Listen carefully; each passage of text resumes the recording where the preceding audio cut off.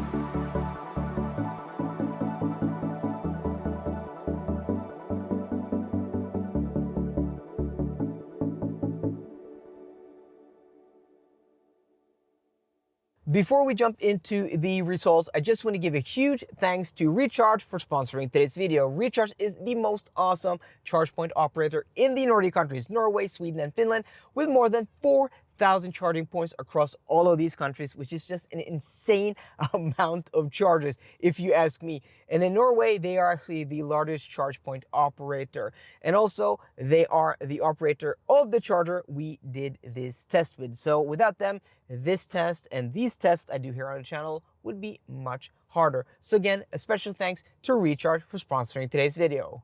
Looking at the actual charging session and looking at this charging curve, you guys can see we're not even close to that peak charging speed of 250 kilowatts, which this car should be able to manage. We started at a little less than 140. We peaked at like 153 at 49%. And once we hit 50, the speed, just slowed off as the percentage build. And it's all my fault. It's all my fault. Just after I connected the charger, I hopped in the car and I looked at the charging speed and I'm like, oh, yeah, of course. Of course. This is a Tesla. It's not just straightforward. And for everybody like screaming at their screens now, like, yeah, smashing their keyboards, yes, I'm going to do another test, 10 to 80% at a V3 supercharger. I'm going to do that. And for everybody else, well, this is a valuable lesson, actually for everybody, because this shows you what Tesla does differently than everybody else, what's good to know if you're going to buy a Tesla and if you're going to take this car on a trip, because it's not just going to a 350 kilowatt charger with a Tesla and expecting to get, 250 kilowatts, even though that may sound straightforward. So this car does use a CCS connector, but Tesla don't use the CCS standard. They have their own superchargers, which use a CCS connector here in Europe. The other chargers, which are actually CCS chargers, use the CCS standard, and they have a maximum output of 400 amps at 400 volts, or 500 amps at 800 volts. This battery pack, I calculated the nominal pack to be around like 450 volts. So as a 350 amp charger, which is this charger over here, I read the plaque, like maximum CCS output 350 amps, and that is 200 to 920 volts, and 400 volts is right in there.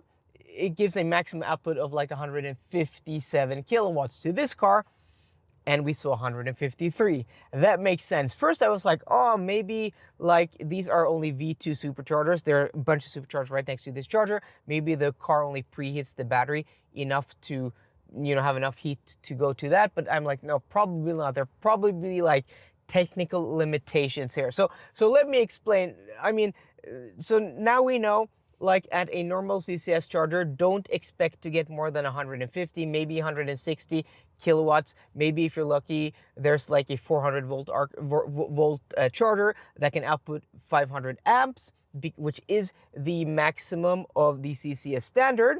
Then you can maybe get like 200 kilowatts from this car. But what Tesla do is that they bump up the amperage. So this car, to get 250 kilowatts for 450 volt nominal pack voltage, we're probably pushing like 600 amps, which is like 100 amps more than what the CCS standard is. And they can do that because they're only using the CCS connector, not the CCS standard. So this is what Tesla do, which is very, very, very interesting. So yeah, that's it. I mean, okay, we can go to the results. It matters. I mean, we did 10 to 80% in 32 minutes and 40 seconds. 32 minutes and 40 seconds, which is, it's an okay time. It's not great, but yeah, now you know. If you go to anything else than a V3 supercharger, don't expect to charge faster than what we achieved today, and 30 to 33 minutes to go from 10 to 80%. So as I said, for people like screaming at their screens now, I'm going to do another test. But I mean, it's a valuable lesson for me, for people also. Maybe a lot of people knew, but now we most definitely know. So guys, I apologize to all the people who were expecting this insane charging speed, which I was, until I connected, and I'm like, yeah, Tesla don't follow the CCS standard. They use the CCS plug, but don't follow the CCS standard. So guys, I still hope you enjoyed today's video. If you did, please drop me a thumbs up down below. And for more car content, as always, please subscribe. See you guys later, and goodbye.